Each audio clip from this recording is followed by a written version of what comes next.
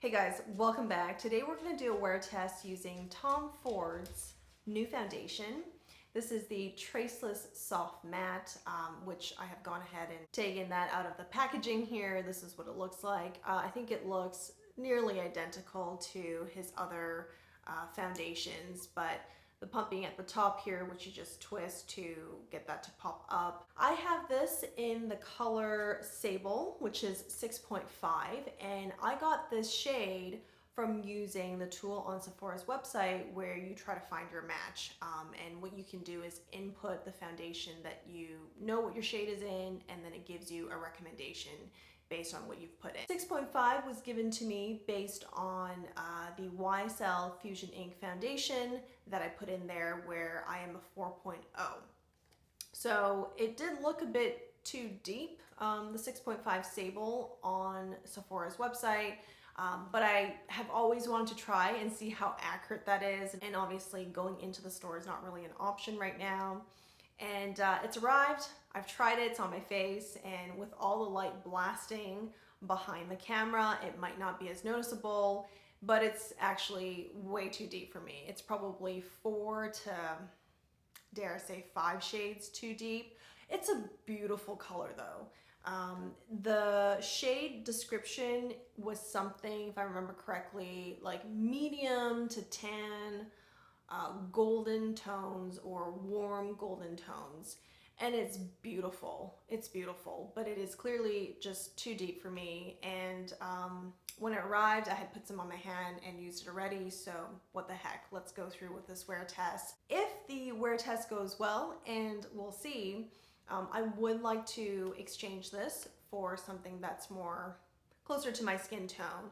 And the reason why I even took a chance after seeing kind of the swatch picture, which in itself is not that accurate on the website, I took a chance because I know that I will continue to spend time outside throughout the rest of summer, and that as I get more sun, maybe it's going to get me there. But it's clear now that no, I don't have warm golden undertones to begin with. So even as I get more color from sun, my undertone will remain kind of neutral and just in the lighter categories. But anyhow, let's head on to the demo. We'll come back afterwards to take a really close look at how this foundation is sitting right after it's been applied, and then we will come back for check-ins. I'll do a check-in at 1 hour, then again at 3, 6, and we'll see if we can get to the 8 to 10 hour mark even today. All right, I've just finished blending in concealer. Now I'm going to add some contour, and this is NARS, the multiple in the color Altai, which is discontinued. And I'm using this Koyudo brush here to create some nice contouring.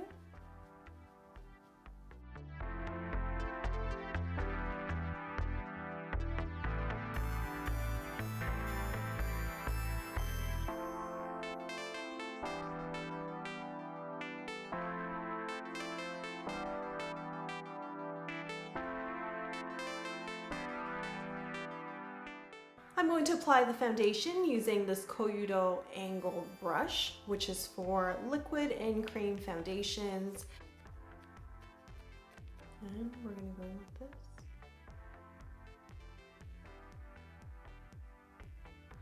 And as I said at the beginning, that this is too deep for my skin, but we'll go through with the wear test anyway.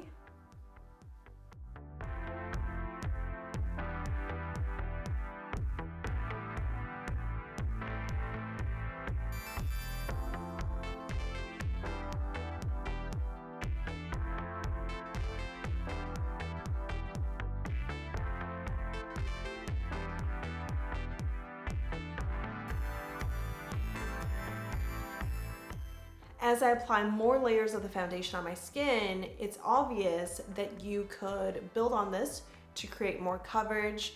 And right now what I'm seeing on camera is actually pretty full coverage. If I add any more, it's gonna be super, super deep. So I'll stop here, but you can see I feel like I've gotten pretty good overall coverage. The foundation does have lavender oil in it, and a lot of YouTubers do point this out with Tom Ford foundation. And I enjoy the lavender scent, so it doesn't bother me. It's not very strong. I smelt it as I was applying the foundation, but now that it's been a few minutes, it's just not very noticeable. It's pretty faint. If lavender oil or the scent bothers you, or perhaps you will get a reaction from it, that's just something to be aware of.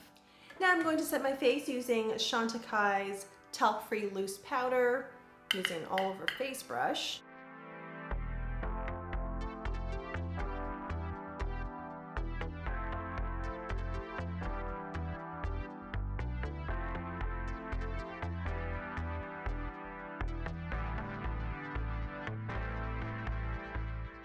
And I'm going to do just kind of a really hand check and see if I have good loose setting powder coverage.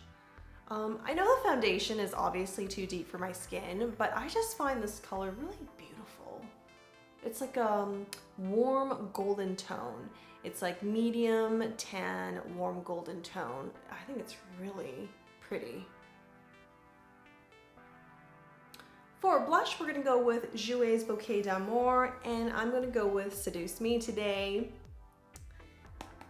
And Seduce Me is definitely suitable for a deeper skin tone, and because we have a deeper foundation, what a perfect combo.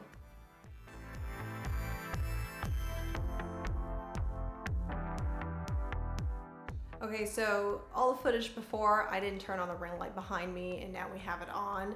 And even more so, you can't really see the color difference between my natural skin color and the foundation. In fact, with this ring light, it looks even better. Yeah, it's a beautiful color. It's a beautiful color, but anyway, I'm just cheating here with the ring light.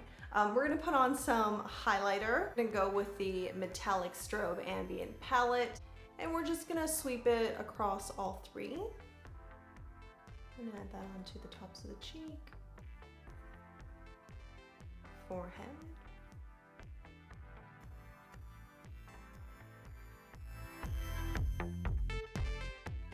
let's take a look now that all of the makeup is done and it's set.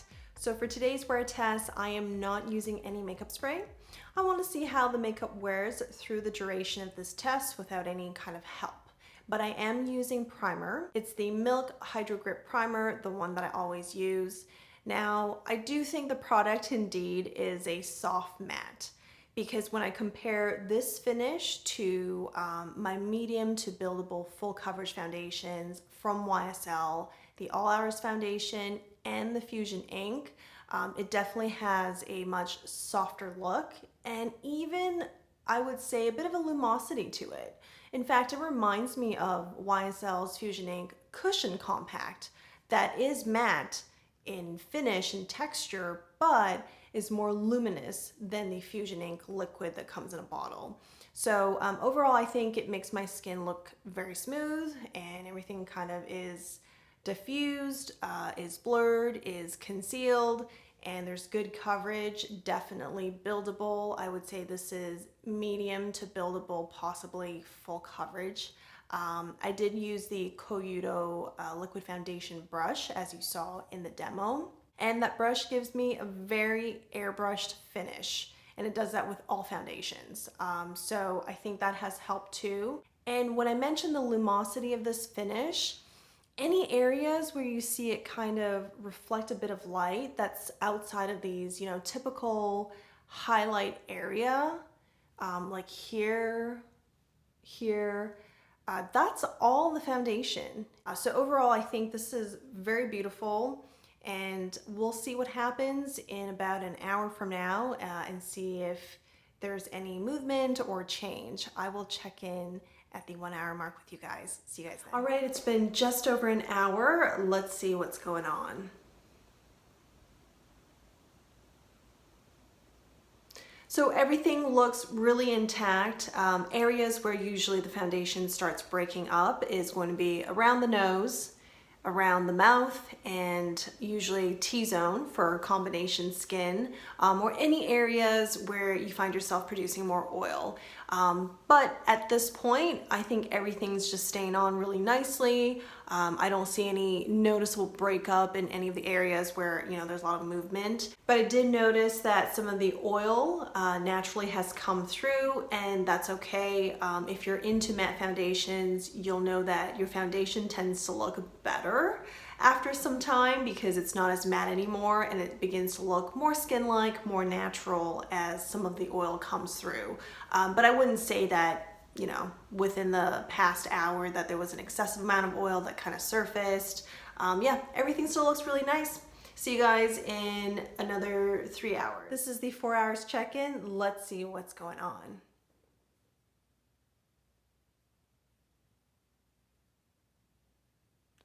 I think everything looks really intact.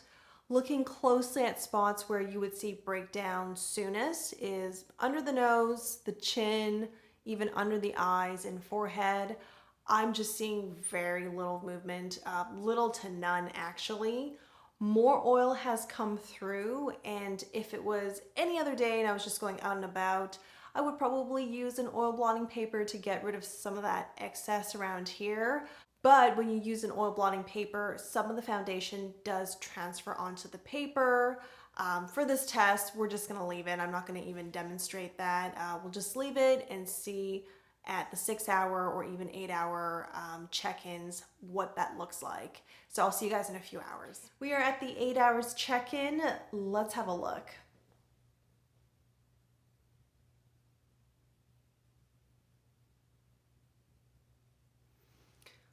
More oil has come through in the past couple of hours, but things are not breaking up. I think typically at this point, I would expect some really noticeable breakdown, oxidization in this area here once again. But I really have to like strain, maybe in the crevice here is where you see some movement or shifting of the foundation. But just like this, I think it looks really good. Some oxidization has occurred, and I think a way to freshen up is to use some oil blotting paper and some loose powder or pressed powder to mattify things a little bit. But overall, I think it's held up really well. Mind you, for the swear test, I didn't go out and run a bunch of errands. I did take a brief walk outside after dinner, but it's not very humid. I mean, it's warm, it's in the 90s, but it wasn't extremely humid. So I don't think that had a lot of impact. Did have dinner and was watching some TV, so some time has gone by, and usually after you eat, you tend to produce more oil anyway, and I think that's exactly what we're seeing here. So overall, I think the foundation is really beautiful, and this is something that I could wear for a day without having to do any kind of really excessive touch-ups or any touch-ups. And yeah, I would be happy to wear this throughout the day. I do like medium buildable full coverage foundation, so I think this is just like right up my alley. And also the finish too, being that it's a soft matte finish, certainly looks pretty pleasing to the eye. There's more lumosity to it. And again, for comparison, I'd mentioned earlier, it really reminds me of the YSL Fusion Ink Cushion Foundation. Just because of this finish, but with more coverage than the cushion, and of course different texture. And obviously with Tom Ford's Traceless Soft Matte, it's going to be a liquid. So the texture of the foundation in comparison reminds me of YSL's Fusion Ink Foundation in the bottle here, because both are quite watery. And I'll show you. You can kind of see that texture here. I'll just put it on my hand too. It's very thin, and so it spreads really easily. And this right now is a pretty good match for my skin. And then here is Tom Ford's.